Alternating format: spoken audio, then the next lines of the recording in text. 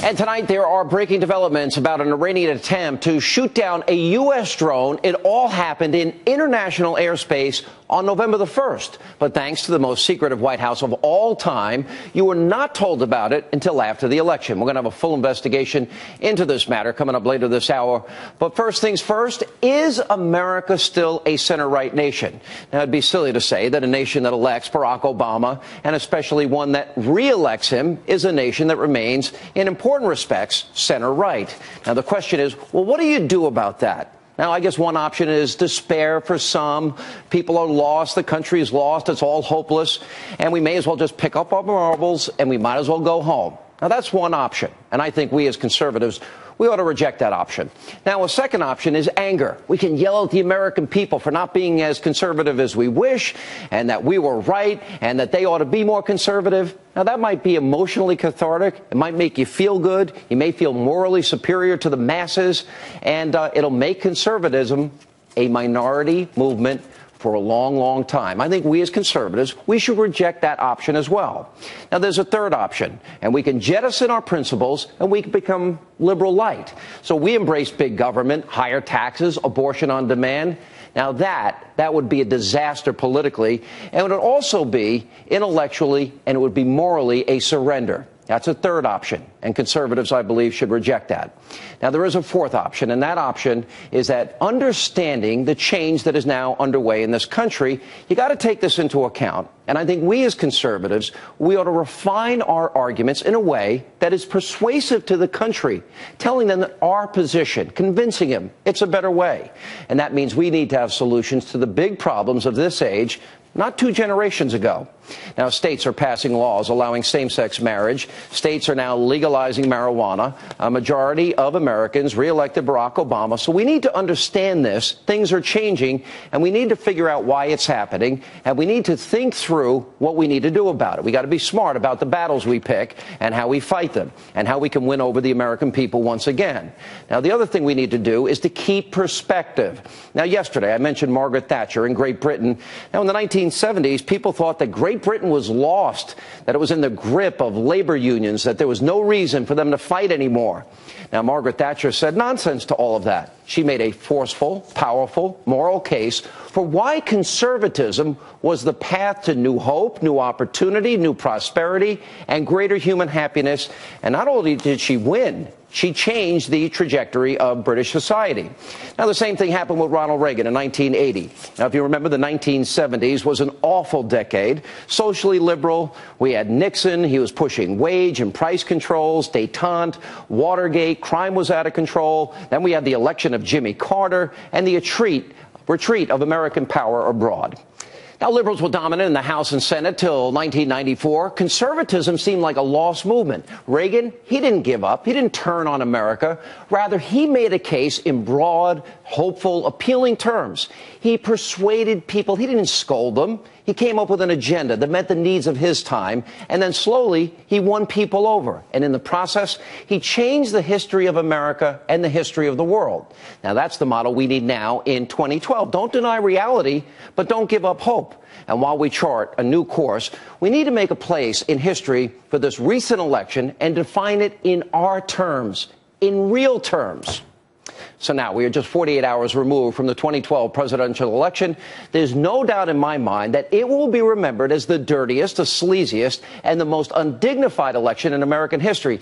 You know the old adage, it doesn't matter if you win or lose, it's how you play the game. Well, that was clearly not how Obama approached this contest. No, he appears to have adopted that it doesn't matter how you win as his motto, because both he and his surrogates, they dove into the gutter early and often throughout this process. In short, this was Chicago politics now on a national stage. And while Governor Mitt Romney, for the most part, reserved his criticism of the president to matters of policy, the attacks from the left were personal. They were relentless. Now let's take a look at the hate-filled rhetoric that fueled the Obama re-election machine. I do not think Mitt Romney realizes what he's done to anyone.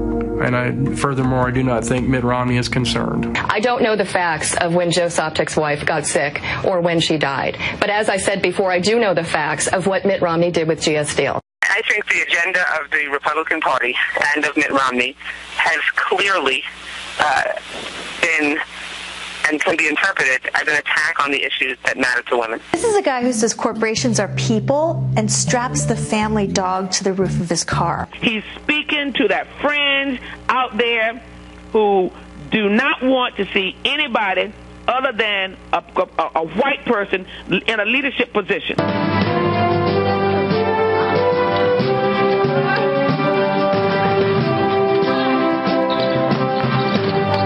The word's out that he hasn't paid any taxes for 10 years. Let him prove that he has paid taxes, because he hasn't. This is the E. coli club. We're going to put you all back in chains.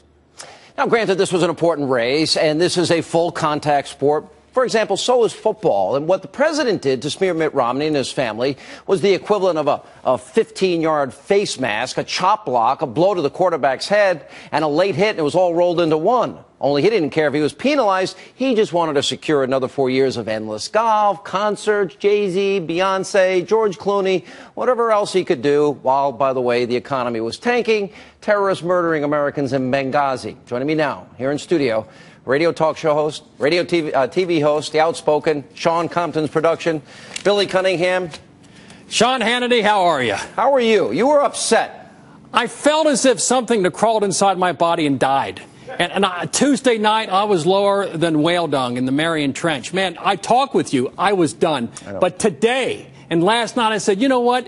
We're not wrong. We didn't do it. The messenger wasn't the best. The message wasn't the best. And I think there were millions of moderates in Ohio, Michigan, Virginia who kind of sat this one out. We're trying to analyze why. Did anyone really believe at his heart that Mitt Romney was a Reagan conservative? You know, I have an article here, Jeffrey Lord, American Spectator, When Conservatism is a Second Language. Now, I got to be honest, I've come to really respect, like Mitt Romney a lot, love his family, his wife is incredible, kids are great. I think he grew a lot as a candidate. He was a decent man. They slandered, smeared, just, you know what, they won. But it's like you cheat. I mean, it's below the dignity of the Sean office. Hannity, you live in New York. I live in Cincinnati. Since February, we went through 9 months of vicious personal attacks of Mitt Romney by Obama. And guess what? Romney wasn't even on the battlefield. He was in these debates that made him look silly. But we went through thousands and thousands of commercials. He's killing your grandmother. He's going to poison the air. He doesn't want your kids to grow up and be educated. We went through that for 9 months. I think the president now set a low bar, and we're going to get more of it. So what do Republicans take from that? To fight dirty? To get in earlier? To smear? They should have smeared Obama more? What would Reagan do? That's my point. Don't do what they do. And the other thing that happened, Sean Hannity, I talked to Democrats the last 2 days. When the inaugural took place on January 20, 2009, guess what? The campaign kept open for 4 years in Ohio, 139 campaign offices, signing up through Twitter, Facebook, magazine subscriptions. What shows do you watch? They had thousands, 200,000 new voters who they registered and got to the polls. So that's the answer now. Do that now. Republicans, look, sometimes you can actually learn from a liberal. They're good at their ground game. I'll give them credit. I'll give them all the credit for that. They deserve credit. For the smear campaign, they ought to be ashamed of themselves. And that's a hollow victory. It's like a kid that cheats and wins. You know deep down inside you were sleazy and slimy. How do they counter that? How do Karl you counter? Rove did it. Sean Hannity in 2004. Kerry got 6 million more votes than Al Gore. Yeah. If somebody would have said to you a night before the election, guess what? Kerry's going to get 6. What would you have said? Over. It wasn't, because Rove went into small town America, especially in Ohio, and registered more voters. All right, you know Ohio better than anybody. This became a different turnout model. You were right about Hamilton and Butler and Warren counties and all the surrounding Republican areas. They came out, 75%? 71 to 78%. It's amazing. All right, so they came out in droves.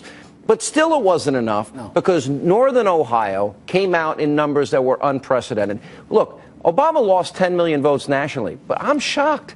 3 million fewer Republicans voted for Mitt Romney than John McCain. It's because of that moderate label that he was tagged with, and it was because white women in our area watched those commercials. In Cuyahoga County, they registered 140,000 more, shall we say, traditional Democrat voters. There were precincts in Cuyahoga County, Cleveland, that voted 114 to 3 for Obama. There were precincts in Cincinnati that were 828 to 1. For Obama. So it's like two different states. Well, they registered if the same number of African Americans in Ohio voted.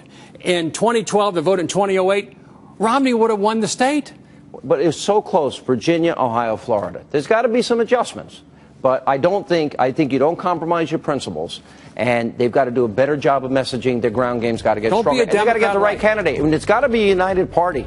You can't have... I do one thing. Quick. Abortion, no, absolutely. Right to life. It is Hispanic issues. It is getting on the ballot. Not that, but we can't have somebody like Todd Aiken say something as dumb as what he said. We're going to deal with this tonight. Terrible. All right.